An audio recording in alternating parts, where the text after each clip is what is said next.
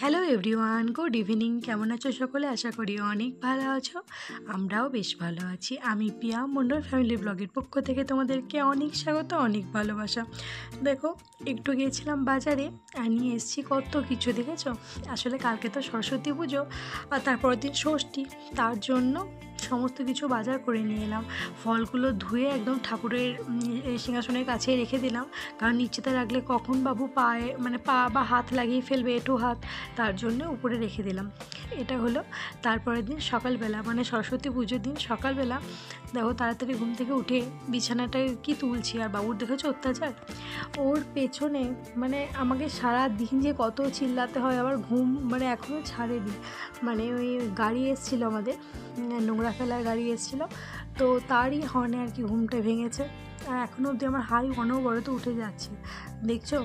যেখানে কাজ আমার 2 মিনিটে হয়ে যায়, সেখানে ও থাকলে আমার সেই কাজটা 1 ঘন্টা টাইম লেগে যায়।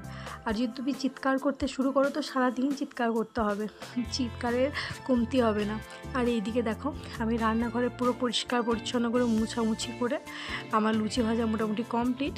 এইদিকে দেখো, ভেবেছিলাম যে আজকে ঠাকুরকে একটু লুচিরও আর কি ভোগ দেব, আমি নিজেই পুজো করব। আসলে আমার বাচ্চা ছোটো থেকে যখন থেকে আর কি ওর জন্মের পর থেকেই না, ও বাইরে মানুষ, তো সরস্বতী পুজোর টাইমে খুব একটা আর কি বাড়ি আমি ছুটি পেতাম না, তো যাওয়া হতো না। আগের বার যখন হাতেখড়ি দিয়ে দেওয়া হয়েছিল, তখন আমাদের ক্যাম্পের ভেতরেই আর কি পুরোহিত মশাই হাতেখড়ি দিয়ে দিয়েছিলেন। তাই আমি ভেবেছি, যেহেতু আমার বাড়িতে লক্ষ্মী সরস্বতী গণেশের একটা পিকচার রয়েছে, তাই ঘরোয়াভাবে ওকে দিয়ে প্রণামের মন্ত্র বলিয়ে আর কি একটু পুজো করব, বাস এইটুকুই। তাই দেখো, সকাল সকাল স্নান করে আমি একটা শাড়ি পরে নিয়েছি। আর তারপরে যা আর কি ঠাকুরের বাসন তো খুব একটা আমার ছিল না, আর আমাদের বাসনে তো মাছ মাংস সমস্ত কিছুই খাওয়াই হয়, তার জন্য একটা শুধুমাত্র ঠাকুরের প্লেট ছিল আর একটা বাটি ছিল আর কি, ওটাই ধুয়ে ওতেই আর কি আমি লুচি ভেজেছি, আর অন্য কিছুতে আর কি ঠেকাঠেকি করিনি। আর এই আমার বাবুকে নিয়ে এত মুশকিল না, ওর হাত পা সব সময় এদিক ওদিক হতেই থাকে। মোটামুটি আমার জোগাড় কমপ্লিট।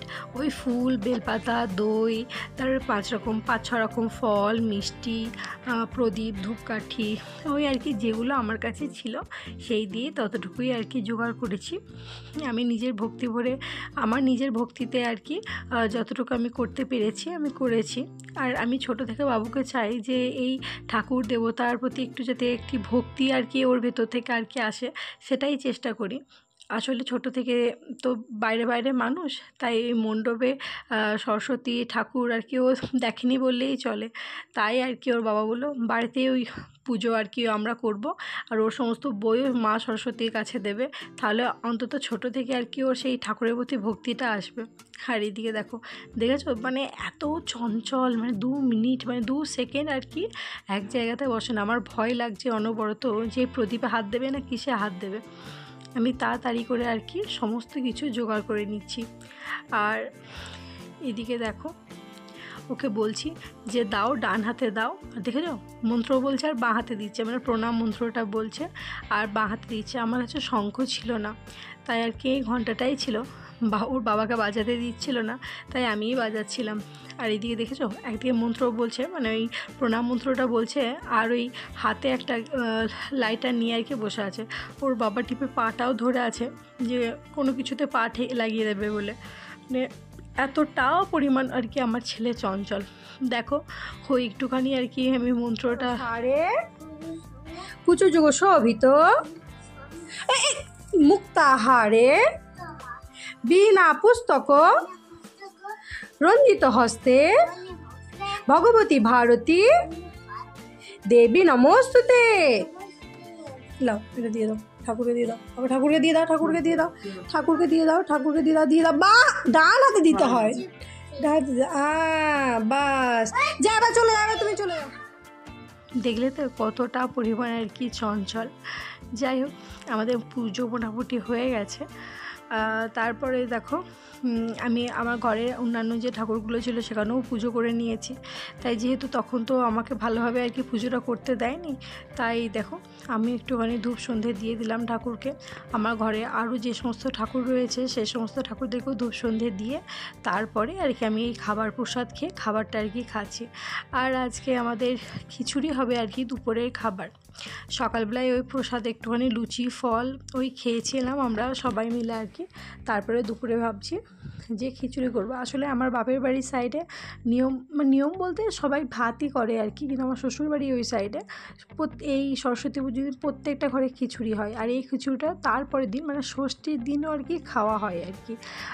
অনেকে মানবে যে যারা ষষ্ঠী করো তারা কালকে আর কি গরম খাবার খাওয়া যাবে না মেয়েদেরকে আর কি, আমাদের এই নিয়মটা রিচুয়ালটা আছে। তাই আমিও মানার চেষ্টা করি। এইদিকে দেখো ফুলকপিগুলো ভেজেছিলাম, সেই ফুলকপিগুলো আর কি খিচুড়ির মধ্যে দিয়ে দিচ্ছি। আমি 4-5 রকমের ডাল দিয়ে খিচুড়ি করছি। গোবিন্দভোগ চাল দিয়েছি, মুসুরির ডাল, মুগ ডাল, অরহর ডাল, বিউলির ডাল, আর একটা কী ডাল দিয়েছি, ছোলার ডাল। এই ডালগুলো দিয়েছি, বাদাম দিয়েছি, সয়াবিন, ফুলকপি, আলু পালং শাক সমস্ত কিছু দিয়েই আর কি খিচুড়িটা করছি। আমি এই যেটা নতুন কিছুদিন আগে কিনে নিয়ে এসেছিলাম সেই পাত্রতেই বসিয়েছি, কারণ এতে নাড়তে চাড়তে একটু সুবিধা হবে বলে। আর এইদিকে দেখো খিচুড়ি আমার অলমোস্ট সিদ্ধ হয়ে গেছে। এবার শুধুমাত্র আজকে নিরামিষ করছি, আমি কোনো পেঁয়াজ রসুন কিচ্ছু ঠাকাঠিকি করবো না।